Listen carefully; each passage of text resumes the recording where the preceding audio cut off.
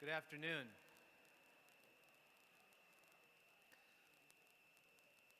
Please continue to enjoy your lunches.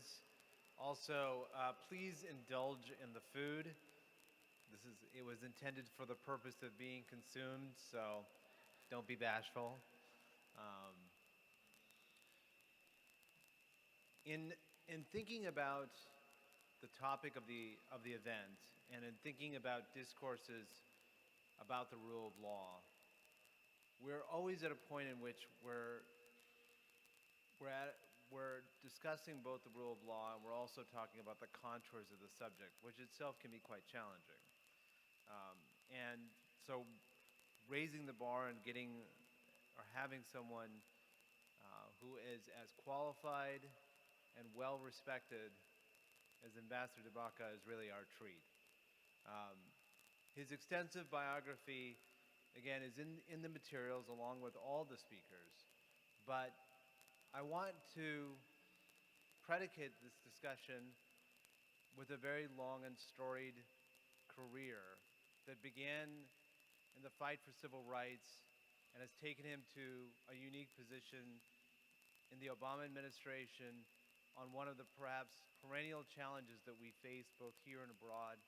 And his expertise has looked at a wide variety of different areas that touch on today's subject. So, Ambassador Louis Tabaka is the former ambassador at large to monitor and combat trafficking in persons and former director of the Department of Justice's Office of Sex Trade, Sentencing, Monitoring, and as you can imagine, just with the titles, however extensive they might be, the responsibilities are even greater. So in that regard, I think we all owe Ambassador Tabaka first a round of applause for his willingness to come and speak here today, but also I invite all the participants to please listen in on the sort of challenges and experiences that he can bring to bear in a very fruitful discussion. And so with that, Ambassador, the floor is yours.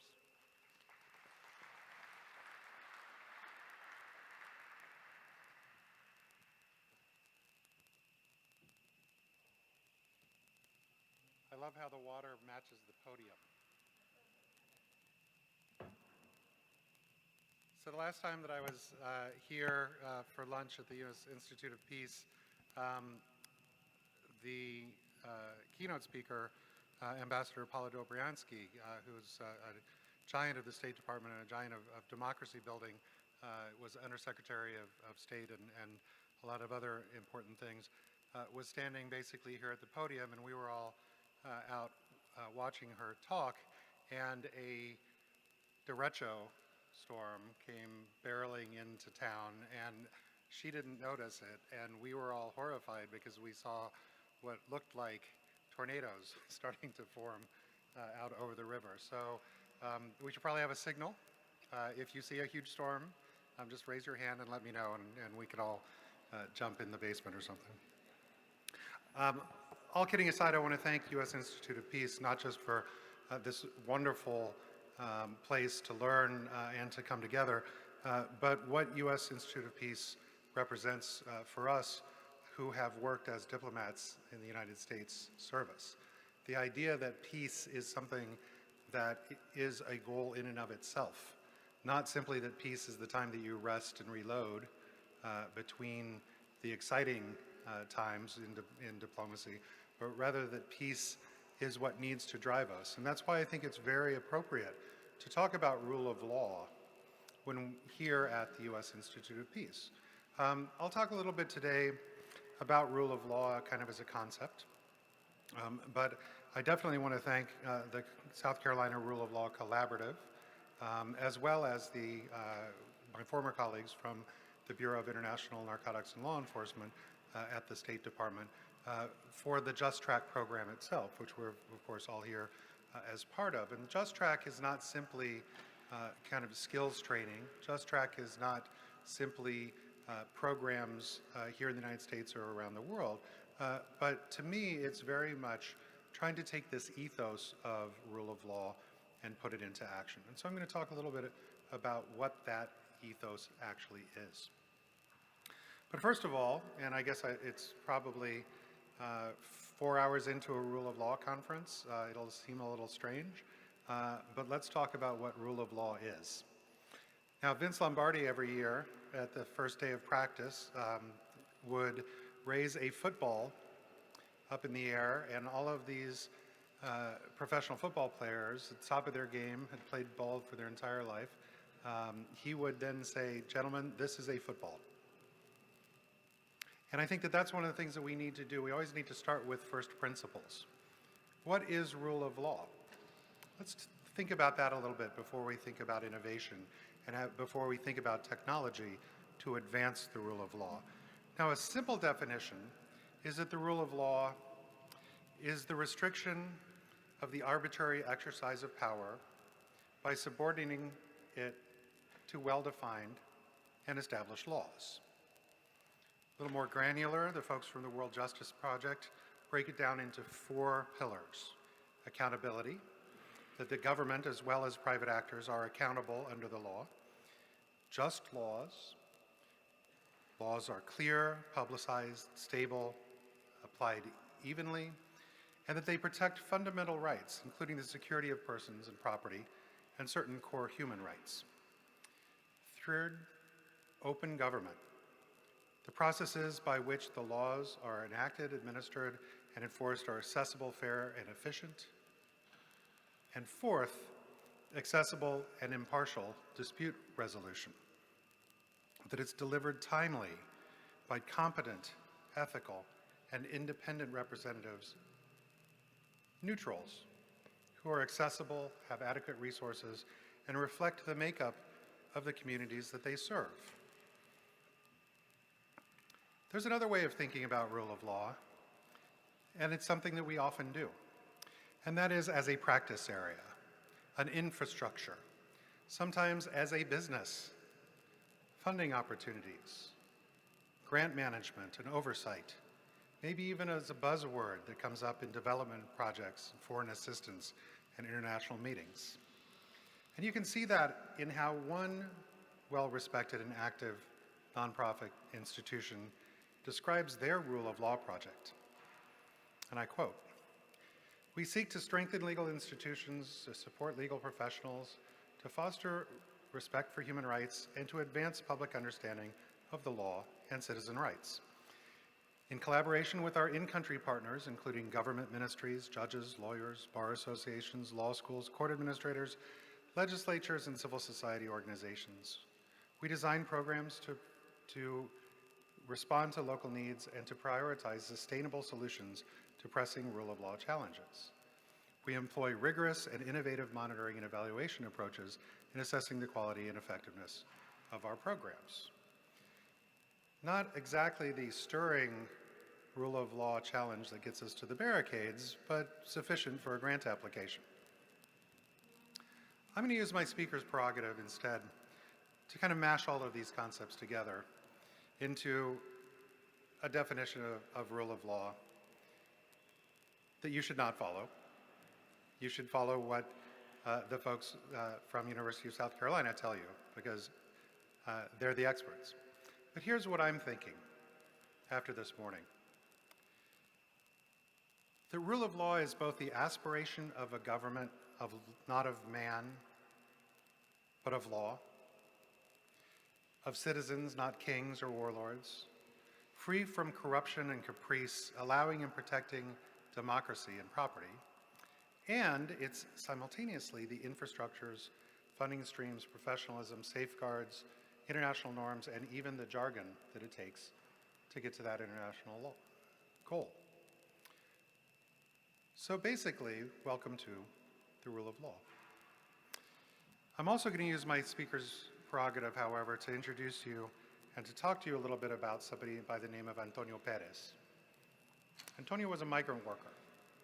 Unlike many of the colleagues on the crew that he served on, he had worked in the United States before. So when the crew leader, Miguel Flores, and his henchmen abused and threatened the workers, Antonio Perez climbed up onto a tomato bucket and told the others that he couldn't do that they were in America, that there were rules, that there were laws. And that's when Miguel Flores pistol whipped him into an inch of his life. I'm also going to tell you about Mohamed Bouazizi. He had a fruit cart in a marketplace in Tunisia. Other young men trusted him to do their bookkeeping. He was starting to enjoy status within his own cohort. He was saving his money to buy a truck so he could bring in his own fruit rather than having to buy from the men who controlled the marketplace, even though he knew that they were politically influential. One morning, a few years ago, he had been setting up his stall when a city inspector came through. At 10:30, she confiscated his scales and overturned his cart. By 11:30, Mohamed Bouazizi was dead.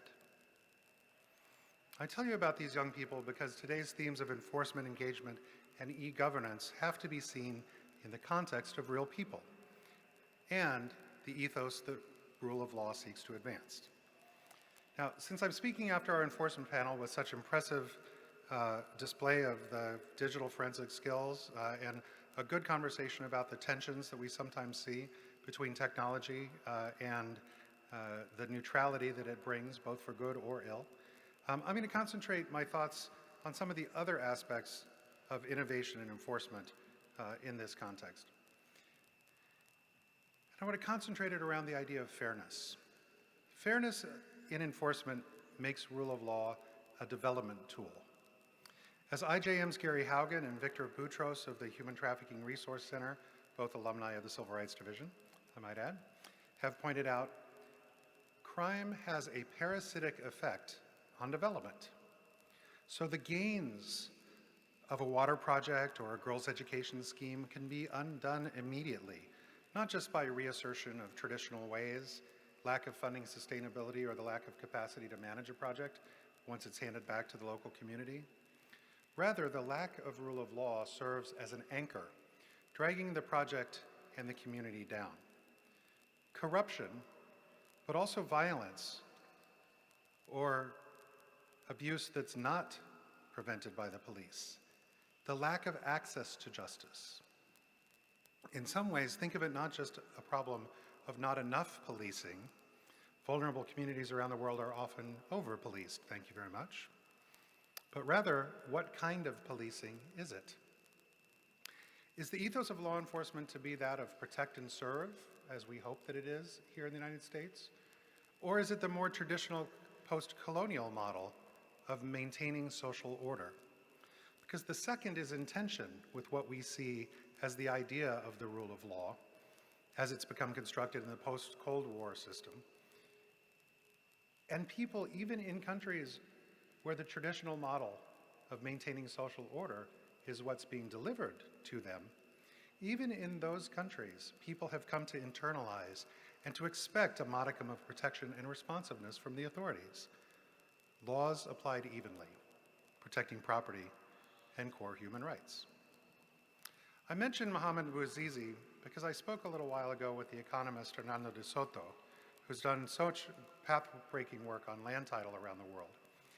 He and his team of economists went into North Africa after the Arab Spring, which of course spread throughout the Arab world in the wake of Bouazizi's suicide. One of the things that they realized with the law enforcement harassment started as Mohamed got closer and closer to being able to buy that truck.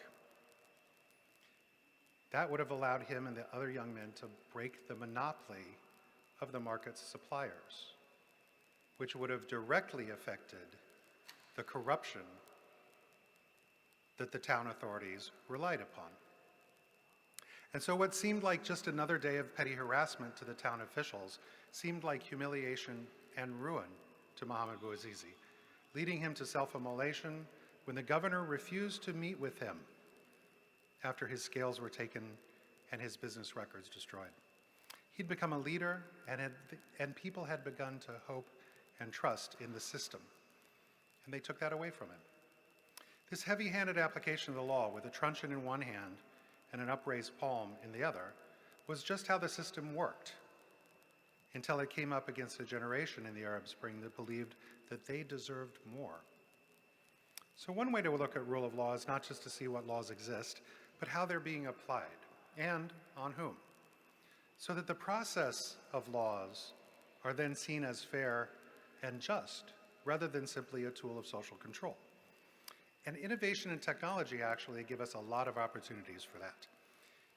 Basic computer-assisted geomapping of enforcement activity can not only lead to more efficient deployment, staffing, and crime prevention, but can also point out disparities in enforcement and the need to sharpen our tools. And that's especially necessary now, since Michigan State's William Isaac and his colleagues have demonstrated how bias can creep into data sets and algorithms, especially in the trendy area of predictive policing. Such biased software can replicate and perpetuate discriminatory practices, and it threatens rights. And that's because, and here I'll quote Isaac and his colleague Christian Lim, because police department data is not representative of all the crimes that were committed. Police are not notified about all crimes that happen, and they don't document all crimes that they respond to. So police recorded crime data is a combination of strategy, police-community relations, and criminality. If a police department has a history of over-policing some communities, which often tends to be communities of color, over others, predictive policing will merely reproduce those patterns in the subsequent predictions. In other words, for a layperson, garbage in, garbage out. Now, implicit in this realization of the presence of bias is the possibility to sharpen the tools once we recognize that they're there. And because these tools are so tempting, not only to the law enforcement agencies who want them, but also to the vendor communities that want to develop them and want to sell them. Perhaps there's even an opportunity, now that we know this, to get it right. Once the algorithms aren't seen as proprietary to the vendor, given their effect on people's lives.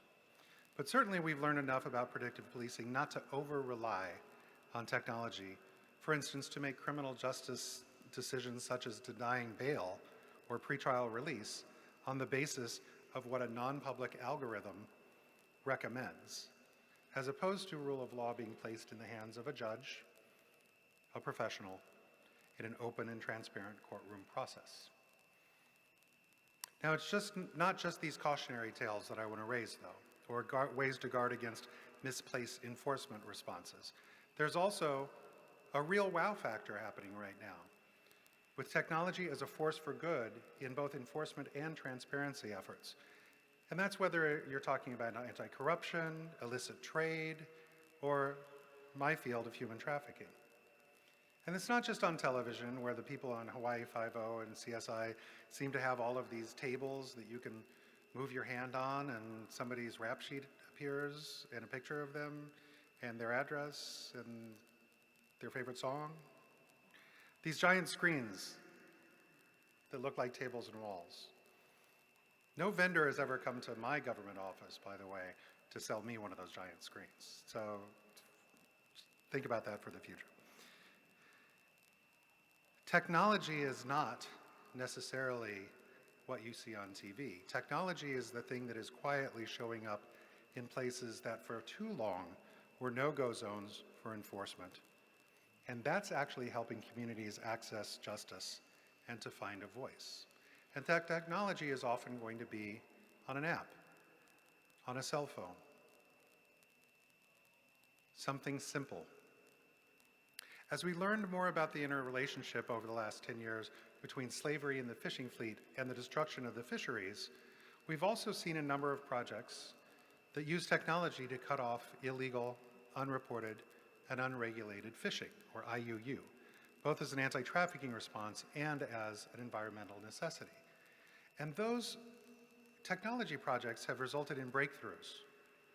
Breakthroughs like the MAST project of LPN, which is the workers' rights group led by international trafficking hero Sompak Sakro, which is getting many transponders onto boats so that the bosses can't stay away from shore and offload at night so that the men won't be able to jump and swim to freedom. Or mechanisms for workers to report abuses, like the app that USAID funds through the Asara project. That's kind of like a Yelp for Burmese migrant workers, saying the good and bad of potential employers so that before they even accept that recruitment offer, they can protect themselves. Continuing the good work that Lisa Wren Taylor and others had done with INL and JTIP funding when they were at the UniApp project. And much farther above us, SkyTruth's John Amos and Jenny Allen are accessing satellite data through their global fishing watch, as well as government-supplied transponders in Indonesia. Okay, they're not actually miles above us. They're 74 miles that way in Shepherdstown, right up the Potomac River, but the satellites are somewhere up there.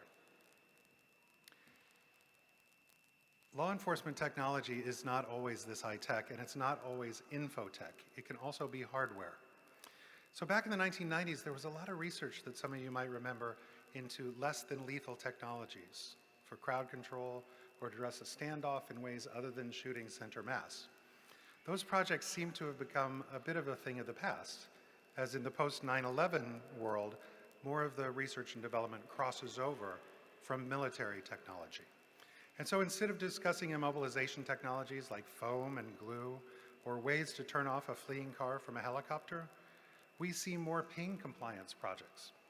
Whether sonic or beanbag cannons, pepperball guns. But the future of hardware seems to be not in those moments of standoff, but again, the future of hardware, if you listen to the vendors, seems to be in the big data possibilities that the hardware itself can lead to. And the possibilities there are, frankly, both exciting and scary. For instance, this recent announcement from one of the biggest seller of law enforcement hardware in the United States.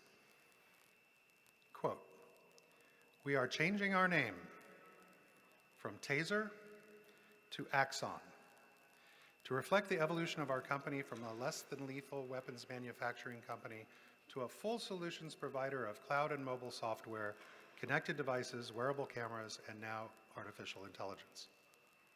I have to admit that after I had seen this article, I then went and tried to find the clip from RoboCop when Omnicorp describes what it does as far as law enforcement technologies. But in a nutshell, the Taser folks are moving away from stun guns as their main product, and they are giving away body cameras. Now, why do you give away a body camera? You give away a body camera in exchange for the enormous database that you can then use to develop the artificial intelligence to mine and learn from. It certainly has possibilities, but it also has risks, and it's caught the attention of the Leadership Conference on Civil Rights, which just a few weeks ago has already reached out to Axon to start expressing concerns. Now, much of this seems to be driven from what can only be described as the vision tech explosion. So many cameras with such high quality, with so few eyes to watch them. It requires a new way of sorting images and sending them to the humans involved. And there's finally the computing power to allow for computers to learn, say, the difference between a person holding a gun and a person holding a cell phone. AI requires huge data sets to quote unquote learn. And just in the United States, we're talking about 4 billion hours of footage every week, which means a lot of data to draw from. 50 million cameras in the United States, 176 million cameras in China, and they're shooting for 600 million cameras within the next 3 years. The ubiquity of cameras is so great, even 10 years ago it was so great, that Austrian filmmaker Manu Losch, who examines algorithmically managed societies, was able to make an entire movie starring herself, courtesy of the London surveillance cameras. Under the UK Data Protection Act, when she requested all of the images that they had of her, they had to give her all of the footage with everyone else's faces blurred out. The technology has come even farther in the 10 years since Manu made the film Faceless. Even if you factor out the percentage of cameras that mainly show a fence and the occasional squirrel, you're talking about a lot of opportunity for machine learning. Not just facial recognition, we're talking about gait recognition. knowing who you are by how you move. Entropy. It's E-N-T-R-U-P-Y because every good tech company has to have a funky spelling. I'm going to go into the funky spelling business as my next commercial opportunity. Entropy is selling a scanner that now does microanalysis of leather, wood, brass, and other hardware, and can identify with more than 98% accuracy whether something is a counterfeit luxury item or not, because of machine learning. If you give it enough data, the computers can learn. What they can't necessarily do is tell you how they learn. What they can't necessarily do is reply to a defense attorney or to a judge or explain their process to a prosecutor who's trying to figure out whether or not the arrest was justified, whether or not we really did get our man. Just as with other forms of machine learning, the initial tagging is critical. If you're going to say that the particular grain on the particular leather that Louis Vuitton uses looks like this with a microscopic examination with that handheld scanner, then you have to have fed that computer enough images for it to have learned that. And looking at 1 million photos tagged squirrel or fence is fairly straightforward. Looking at 1 million images tagged suspicious behavior or aggressive towards officer relies heavily on the motivation and the background of the person doing the tagging. And it can have the same effect of the other predictive modeling about which I mentioned, which has mirrored and even intensified through feedback loops previous biases in policing. And that's unlike what we've seen in the forensic field, what you heard this morning about wrestling with how do you put in standards? How do you test your tools? How do you actually trust in the system before you go live? That ethos of transparency. Well, now that I've scared you into looking at every light pole that you see when you walk out of this building, it might seem odd that I'm going to talk a little bit about when people tell me that they can't track things, because I hear that a lot. If you're in the slavery business, I should say if you're in the business of fighting slavery, you will often hear from the people who are actually in the slavery business that they just can't tell if somebody had been recruited through false pretenses. They just can't tell if that palm oil was tainted by all the people on the plantation who were enslaved. They can't tell whether that prostitute who has visible bruising in the photograph of her that they advertise her online with, whether she's willing or not. They can't tell. They can't track it. And at this point, I have to always stop and think whether they're saying they can't track something, that they won't track something, that it's too costly to track something, or that they just don't want to track something. And again, technology and innovation, I think, are the rebuttal. It's not enough for me to simply say, no, you're hiding. Industry standards start to come into play, where everybody that manages that type of supply chain starts to say, well, of course you can track that because that's what we do. We have these standards in place. And when I think of that, I think of a trip taken by some of the people in my old office, the Trafficking in Persons office, and the officers from Embassy Bangkok, who went down to the shrimp packing sheds in Samut Sakhon after abuses had surfaced in the media. And exporters in this $6 billion industry claimed that there was no way of knowing what shrimp came from which boat,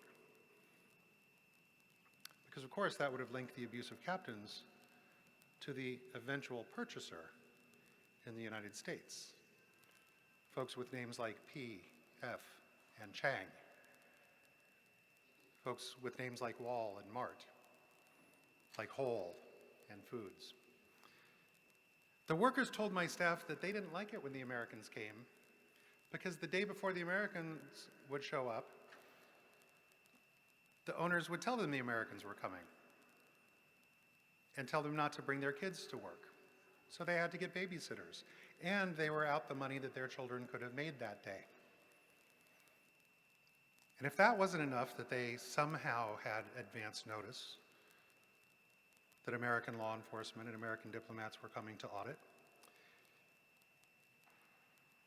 our folks saw somebody with one of those laser guns logging in each tub of shrimp as it came in and out of the packing shed. And when they pressed for more information about what was going on, the person who had not got the memo, not to talk about the labor guns, said, well, of course we do that because your American Food and Drug Administration requires that we do this in case there's a health scare. So think about it. For purposes of food safety, one could and was tracking shrimp all the way from boat to plate and vice versa. But for purposes of ensuring that that shrimp was not tainted by modern slavery, tracking the same shrimp was somehow impossible. It was somehow something to be denied. And in retrospect, of course, it seems that there was as much a problem as credulity as there was of IT systems. That those who had a stake in the export industry had a major incentive to not be able to trace the shrimp for that purpose, and so they never pushed back when somebody said, we can't trace the shrimp. Now, not only do I state the obvious in this story, but I'm also an optimist. So I'm actually hoping that with technology, we can foreclose that. That the ability of blockchain to communicate in several different directions at once will, along with political will and diplomatic pressure, make this situational inability to track something as basic as already labeled shrimp to be as outdated as it is ludicrous. Blockchain. To my understanding, at the end of the day, blockchain is not only marvelous, it's not only going to make us all taller, thinner, better looking. It's the new phlogiston, for those of you who are fans of The Alchemists. But it is also, at its best, when something is there that is tangible and trackable that could use the enhanced transparency and non-changeability of a publicly distributed ledger that's replicated and preserved on multiple servers in a peer-to-peer network. And when you get past the hype, if you can get your intended use of blockchain to be something other than just a trendy and more expensive way to do the business process work that is easily and more cheaply done by such standbys as the Electronic Data Interchange, or EDI, once you get past the hype and you actually start thinking, what would I use blockchain for? What is tangible and trackable that could use this type of transparency? Undeniability. At that point, then you're getting somewhere with this new technology. Now, I do have to pause and say, and I'm quoting from Kevin Drum, who said this week, there was an article in which he said, okay, blockchain can track mangoes, and yet people have been tracking mangoes with computers for 30 years before now without blockchain. And as Kevin Drum says, the hard part is not the formatting, it's getting everyone to computerize their records in the first place. And in law enforcement, victim service providers, and even courtrooms around the world that we deal with in rule of law programs, that idea or the assumption that things can or will be easily computerized is still the heaviest lift, not whether we use EDI or whether we use blockchain. But where the technology can preserve records to prevent abuse, there are some real possibilities around blockchain. And that's one of the reasons why I'm so excited about the project that Coca-Cola is doing with the State Department, DRL, and the Blockchain Trust Accelerator. By requiring every link in the labor recruitment chain to be preserved and transparent in the blockchain, it destroys the ability of the dodgy labor contractors to substitute the real contract after the victims have started to travel, maybe even boarded the plane or made it to the factory, springing on them the fact of debts much greater than they had bargained for before they ever left, and starting them on day one in a condition of peonage. I'm glad to see the State Department alumni working on this project, as well as the folks over at BitFury and Emmercoin. To me, something like this truly is the possibility that blockchain represents. But I have to say that innovation is not just about the cuttingest of cutting-edge technologies or the latest buzzwords or the most innovative spelling for a vendor. Information technology is what the person needs when they need it. It can be analog. It can be old school. A few years ago, I met a young woman in Cambodia who heard a telephone number on the radio. She memorized it, and she was able to call it from a landline when her abusive bosses weren't looking. She was rescued by a group that helps trafficking victims, and she got back from Malaysia to Cambodia safely because the civil societies knew each other, because they'd been able to go to conferences. They'd been able to email. They trusted each other.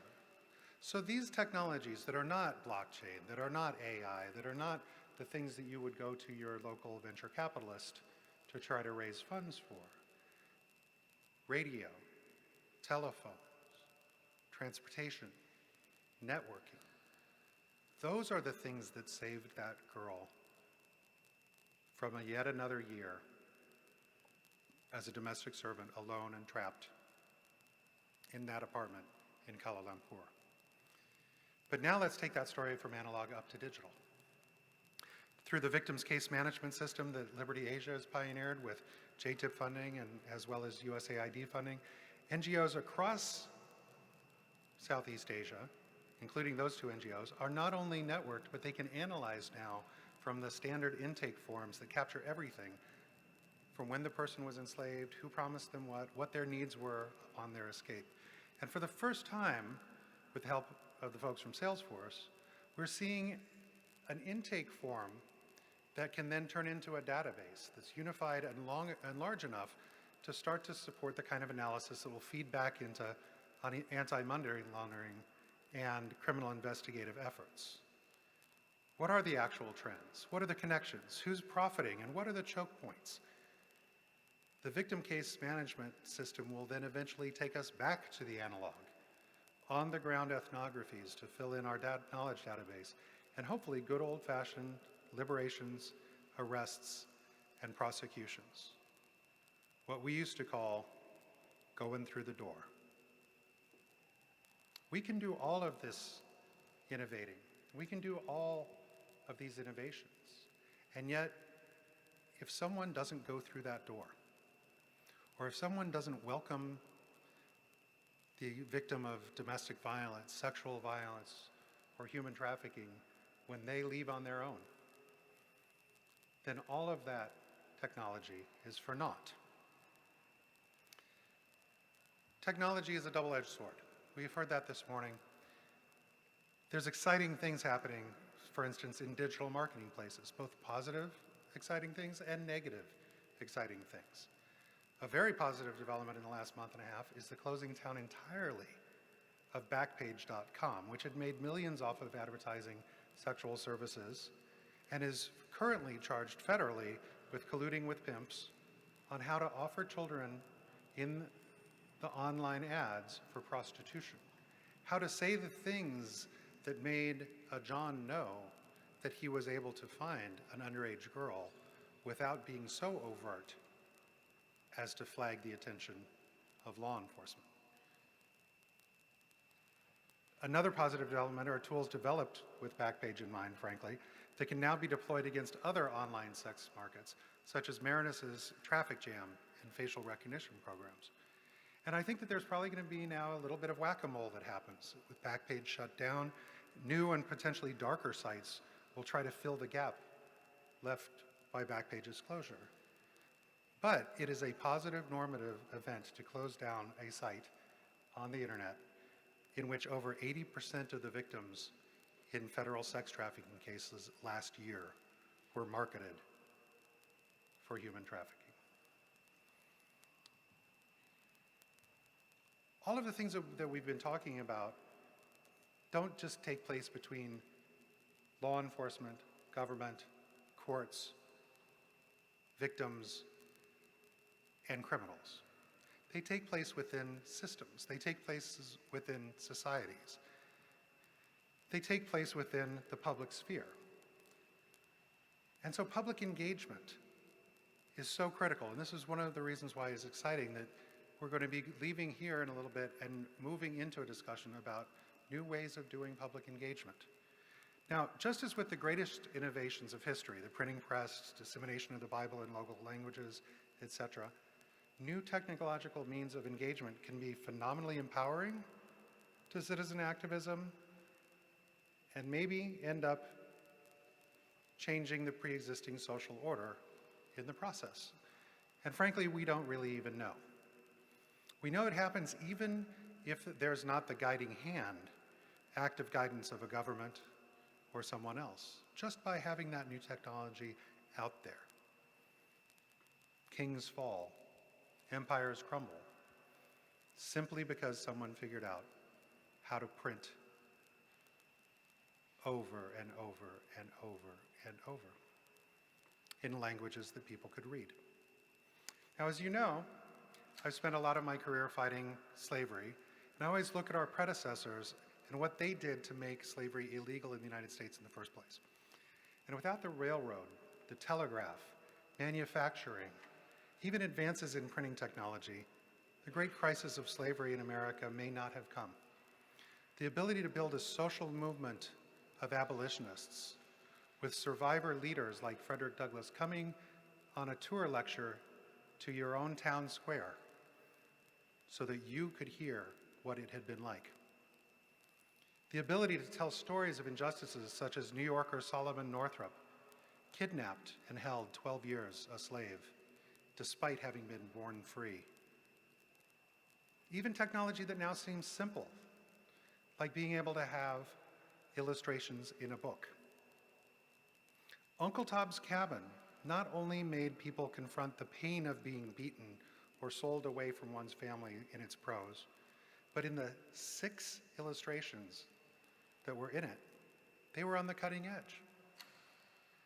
To have a woodcut drawing of a white woman reading to a black man, to have a woodcut drawing of the pain of people's families being torn in half, to have a woodcut drawing of the reunification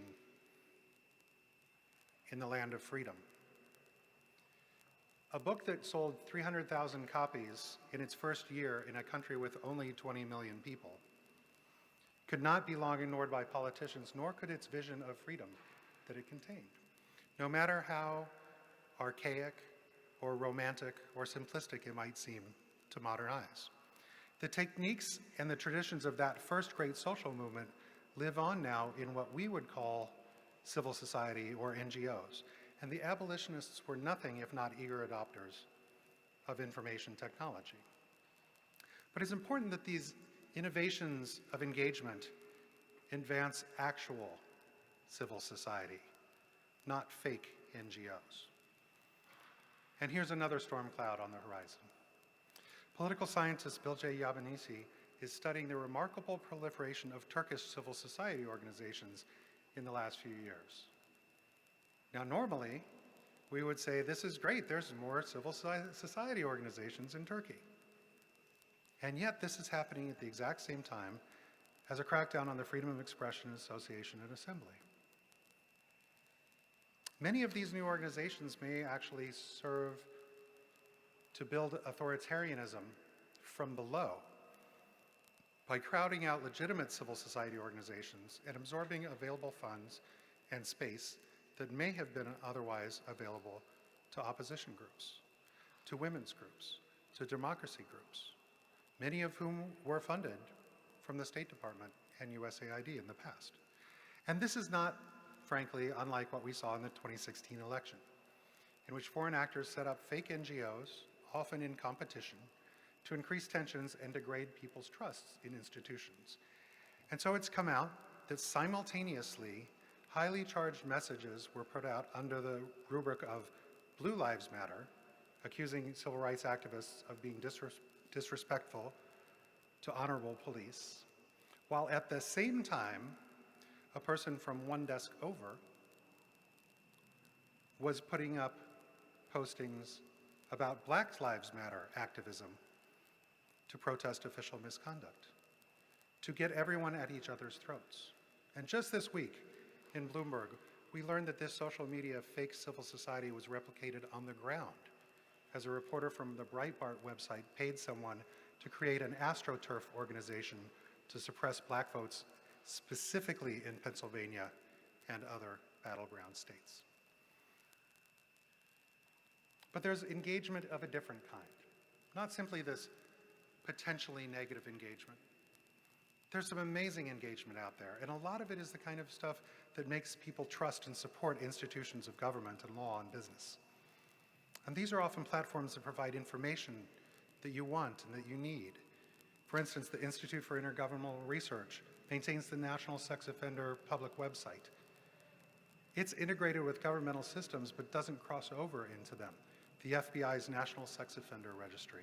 It's much more granular, is law enforcement only, and appropriately, there are two systems. The public system with the data protections, but enough information that you can find out who's living in your neighborhood so you can take steps to protect your family. And at the same time, the kind of information that you do want government to control. That idea of balancing through technology the amount of transparency that's needed in a particular situation. Other ways that make people trust and support institutions of government. The UK Citizens Online Democracy runs fixmystreet.com, which offers a way for people to drive action in their own communities by calling in trash, damaged signs, broken street lamps, etc. It's the one that then reports it to the local government, and then they post every report they've made and what's been done. It's run by folks who didn't simply want to complain, but wanted to have that transparent record of their activism. Risk assessment. On the risk assessment front, the Freedom Platform, FRDM, you can tell it's tech because it's got a funky spelling, harnesses not only the data of the Trafficking in Persons report, the Department of Labor report, and other indices, but it works within the procurement and supply chain management systems that are already set up by SAP and Ariba to identify risk in the supply chains of particular products for particular companies, letting them discreetly know, not transparent in this situation, but discreetly know that it's time for them to go out and learn more about what's happening in their name. And then once risk is identified, rather than old-fashioned social auditing, one of the most innovative new forms of engagement is happening around worker-led social responsibility. And you're going to hear about that this afternoon from Alula. They bring workers' voices into play via mobile telephony with the support of Humanity United, and Pam and Piero Midyar and their excellent team over at HU have never been afraid to fund innovation. As workers increasingly travel with their cell phones, there's an opportunity for real-time information gathering about conditions within your supply chain, and not gathered from easily telegraphed factory audits that the bosses can prepare for, but rather direct communication from the workers. It reminds me of the Fair Food Standards Program in Florida, where Judge Laura Safer Rodriguez, who pioneered diversion courts and drug courts in New York in the 1980s, now is overseeing, as she says, not just her auditing team of 17 trained professionals, but a team of 30,000 empowered workers with cell phones who have come to trust that when they call about a problem in the fields, it will actually be remediated. And it's that back-end trust that's important. Not just that the worker's voice was captured, but that they see real and effective change. So all of this basically is the type of innovation that, when harnessed in government and in business, leads to, hopefully, a breaking of the information monopoly, a lessening of the shadows in which those who would profit from the old system can operate. And when I say the old system, I mean the system that is not transparent and accountable, stemming from having a government based on fairly applied rules that can be relied upon by businesses, banks, people, but instead this old system of managing your way through caprice, corruption, and chaos. And I think that this type of transparency, especially through e-governance, as you heard earlier, the idea of how much more cheaply a government can operate if it's moved away from cash transfers, if it's moved away from the old style of accounting and goes to something that is traceable, predictable, and auditable. That type of transparency is especially helpful in accountability mechanisms through which we all assess how governments are keeping their public promises. And that's whether we're looking at treaty compliance, whether we're looking at enforcement of legal standards, whether we're looking at good old-fashioned law enforcement. That's why in the Trafficking Persons Report a few years ago, we began to include the United States in the analysis so that the US record for the preceding reporting year was measurable and trackable against the same standards as all other countries. It's how you know whether arrests were up or down, what percentage was for sex, for labor trafficking, and how many victims received federally funded services. And clearly, there's a long way to go, as federal systems such as the US, Germany, Canada, etc., are notoriously bad about having unified law enforcement data, even in the electronic age. Again, a function as much about legacy IT systems and the lack of computerized record keeping as about federal structures or the need for blockchain processes. Because a lot of it just comes down to good old-fashioned government work. As you may have seen in the news this last week, there's still the need to have government actors out there touching the communities that they serve. The buzz around HHS losing about 1,500 unaccompanied minors who they were responsible for is in many ways not just a failure of their information systems. It apparently stems from a lack of follow-up when the custodians to whom they released the children simply didn't answer the phone. Electronic governance, e-governance, the systems that we put in place still have to be based on this idea of service accountability and working in the best interests of the community, especially when there's children involved. So the last thing I want to mention around e-government, especially in the court system, is the rise of electronic case management systems. And I think we're going to hear about that a little bit from the perspective of the court systems themselves. But they allow not only for analysis of evidence, but they've also now become standard tools of discovery. And one of the first times that we ever did an electronic case management system in my old office was in the case United States versus Flores in the mid-1990s. Now, we didn't really know how much it was going to take to get this up and running. We didn't know how to use it. We just kind of log in and poke around a little bit around all of these digitized evidences.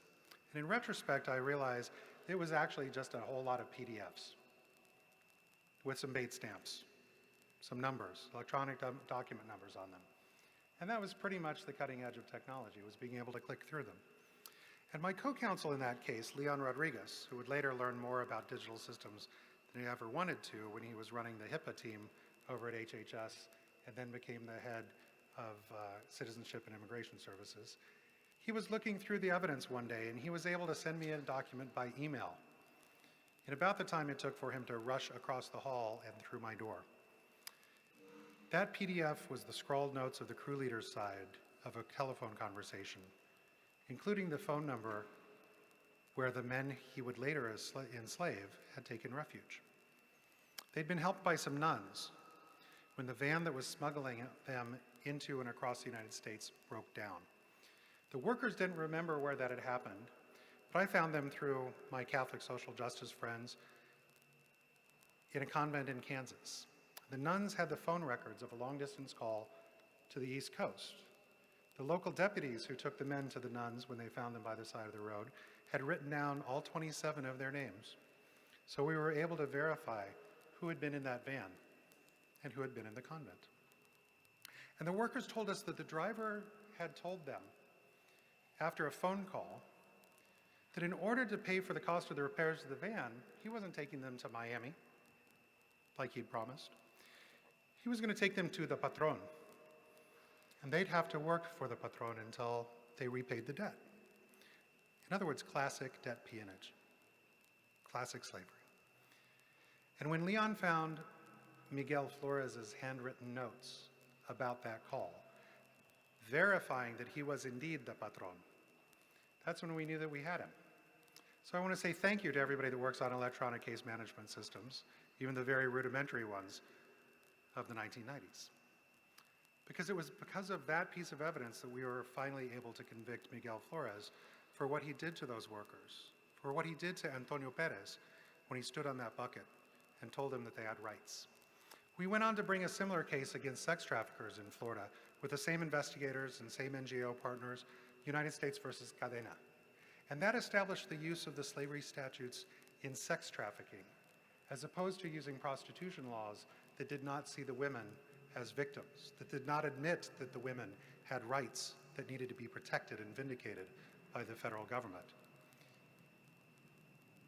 Through Peggy Kuo's pioneering work when she went to The Hague, it became the underpinning of the Focha case, in which the ICTY established forced prostitution as slavery and trafficking for the purpose of international law in Prosecutor versus Kovacs. And the success of these two cases, in Florida, the Flores case and the Cadena case, also fueled the establishment of the National Worker Exploitation Task Force, the enactment of the Trafficking Victims Protection Act, and the promulgation of the UN's Anti-Trafficking Palermo Protocol, which now has over 175 states parties. They're committed to the paradigm of prevention, protection, and prosecution. Or if we put it in our rule of law framework, accessible protections, the administration of justice on behalf of communities.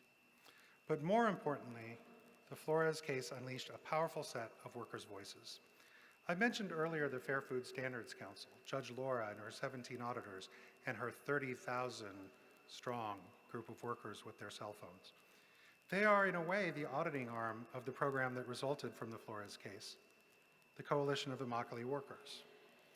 The NGO advocates and survivor activists in the coalition used boycotts and flattery and every other technique to ultimately harness the purchasing power of some of the world's largest companies, brands like Walmart, McDonald's, Whole Foods, to force the tomato farmers to eradicate forced labor and sexual assault in the fields, or lose their ability to sell to these market makers. From a slavery case every year from the mid-1990s to becoming an international best practice with 5 years in a row now with no slavery cases. Their success in that small town of Immokalee, Florida is only possible because the workers' voices were finally heard. And I urge you to remember those people as you think about innovation and rule of law. Migrant workers from Haiti and Guatemala, having fled poverty and civil war, living in the shadows, working back-breaking hours just to put food on our tables. Your table, my table. And they were able to bring an end to 150 years of exploitation in the fields in that part of Florida. They were able to halt the sexual harassment, sexual abuse, and slavery because, as lawless as the town of Immokalee may have seemed, and as vulnerable and as excluded as this community may have appeared, they lived in a country with rule of law. They lived in a country where they could stand up and not have law enforcement and labor inspectors demand a bribe. A country where they could stand up and not be beaten or lynched or deported with impunity for speaking out. Where the companies that they convinced to do the right thing could count on the contracts and arbitration procedures, or even need be the courts, to enforce their ability to cut off farmers who didn't rise to the occasion. Unlike Mohamed Bouazizi in that Tunisian marketplace, the workers in Immokalee could count on federal investigators and prosecutors to back their search for justice, even though their exploiters were powerful. And even though it took years of investigation, they were able to finally see that it was true what Antonio Perez had told them when he climbed up on that bucket at the risk of his own life. That in America, where there is rule of law, the boss cannot treat us like that. That, more than any of the definitions or concepts or jargon that you've heard from me in the last 45 minutes, are what the rule of law means. That the bosses cannot treat us like that. The next time you eat a tomato or a piece of fruit, think of Mohamed Bouazizi. Think about Antonio Perez. Think of the Coalition of Immokalee Workers, of the men and women who suffered and died under slavery to build America. And think of those who continue to suffer in modern slavery today. And then take a minute to thank yourself, because by choosing to work on the rule of law, you've chosen to walk with them on their journey to a better life, on their journey to a safer and more secure future. You've chosen to walk with them on their journey to freedom. Thank you, everybody.